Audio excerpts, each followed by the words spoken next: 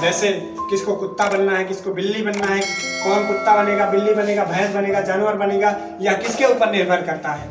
तो दोस्त आप सभी लोग सेल अगर नहीं देखे हैं तो सेल पे जाइए, देखिए। और आज हम शुरू कर रहे हैं डीएनए का चैप्टर। डीएनए आरएनए क्या होता है, डीएनए आरएनए क्या होता है, इसे आपको समझाने का प्रयास करेंगे। और आप सभी लोगों से वादा है कि आप सभी लोग इस डीएनए चैप्टर से एक भी क्वेश्चन गलत नहीं करेंगे, ये मेरा पूरा वादा है। तो आइए हम सबसे पहले शुरुआत करते हैं कि डीएनए बनता कैसे है, डीएनए का निर्माण कैसे होता है, तो इस बारे में आप लोग जानिए। सबसे पहले हमारा क्रोमोसोम आता है। क्रोमोसोम क्या होता है? गुणसूत्र होता है। वो गुणसूत्र किसे कहते हैं? गुणसूत्र कहते हैं जो हमारे माँ बाप के लक्षण हमारे शरीर में मिलते हैं। जैसे हमारे माँ बाप लंबे हैं तो हमारे बच्चे भी लंबे होंगे। तो इस वजह से गुणसूत्र इसे कहते हैं कि माँ बाप का जो लक्षण बच्चों में मिलता है उसे गुणसूत्र कहते हैं। और क्रोमोसोम को जब जूम किया जाता है, क्रोमोसोम को जब फैलाया जाता है तो उसमें डीएनए दिखता है। और डीएनए को जब फैलाया जाता है, जब डीएनए को फैलाया जाता है तो उसमें जीन दिखता है। तो दोस्त यही से उत्पत्ति होती है डीएनए की। हर एक माँ बाप से लेके बच्चों में जो लक्षण पाए जाते हैं वो जीन, डीएनए, इन सब से माँ बाप से बच्चों में लक्षण आते हैं। तो दोस्त आओ हम शुरू करते हैं अपना पहला क्वेश्चन। ये डीएनए क्या होता है और आरएनए क्या होता है?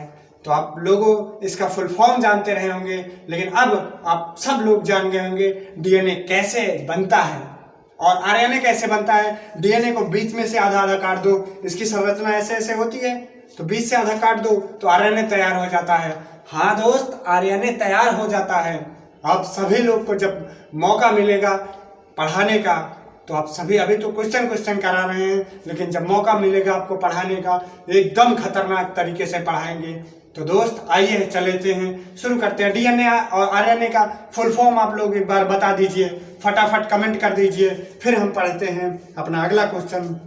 तो हमारा क्वेश्चन है केंद्रक का खोज किसने किया था? यानी जो केंद्रक होता है उसका खोज रॉबर्ट ब्राउन ने किया था। अब याद करने का तरीका क्या है? केंद्रक को याद करने का तरीका है कि रॉबर्ट ब्राउन, केंद्रक कहाँ पाया जाता है? बीच में पाया जाता है। कोशिका के बीच में केंद्रक पाया जाता है। अब रॉबर्ट ब्राउन है, अब रॉबर्ट ब्राउन को याद कैसे करेंगे? सबसे पहले आम का बीज देखे हैं, ब्राउन कलर का होता है।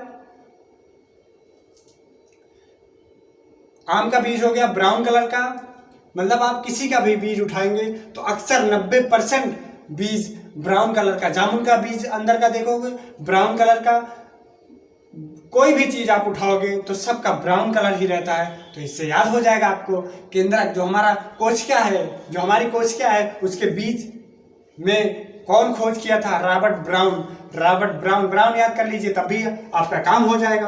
आपको कौन सा हुआ पूरा लिखना है, बस टिक लगाना है, रॉबर्ट ब्राउन। तो आइए हम दूसरे क्वेश्चन पे अपने बढ़ते हैं। क्रोमोसोम यानी गुणसूत्रों की संख्या कितनी होती है? गुणसूत्रों की संख्या कितनी होती है? यहाँ 23 जोड़े में पाए जाते हैं और 46 गुणसूत्र होते हैं। तो दोस्त याद रखना, क्रोमोसोम की संख्या कितनी होती है? 23 जोड़े में होती है।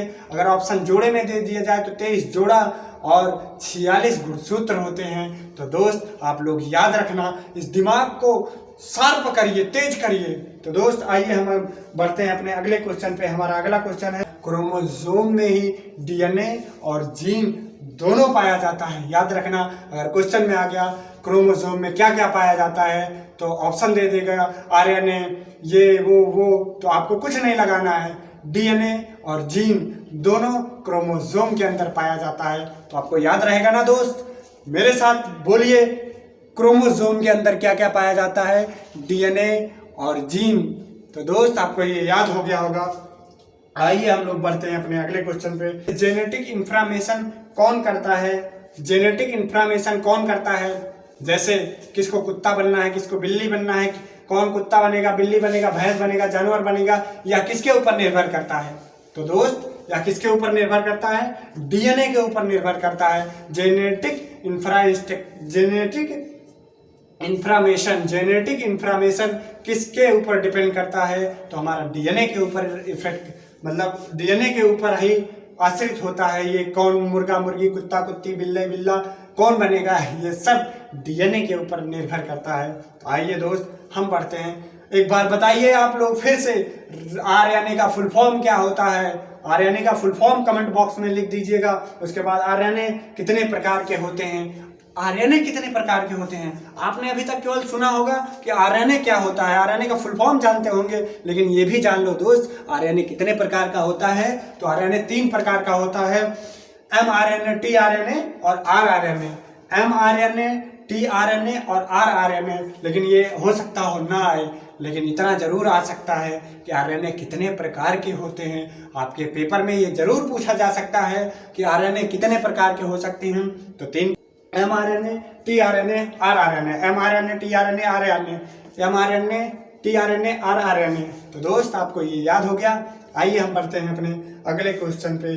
तो क्रोमोसोम के कम या ज़्यादा हो जाने से शरीर में जो विकार उत्पन्न होता है, यानी क्रोमोसोम जो गुणसूत्र है उसके कम या ज़्यादा हो जाने से जो विकार उत्पन्न होता है वह क्या कहलाता है? उसे सिंड्रोम कहते हैं।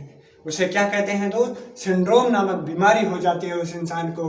तो दोस्त आइए इसे याद रखना, जब क्रोमोसोम 46 से 47 हो जाए, 47 से मतलब 46 से 45 हो जाए, क्रोमोसोम की संख्या घट या बढ़ जाती है जब, तो कौन सा रोग हो जाता है? उस रोग को सिंड्रोम कहते हैं। तो इसे याद रखना दोस्त, क्रोमोसोम के कम या ज़्यादा हो जाने से कौन सा रोग होता है?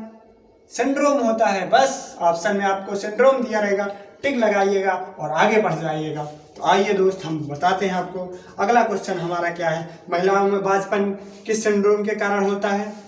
महिलाओं में जो बांझपन होता है वो किस सिंड्रोम के कारण होता है?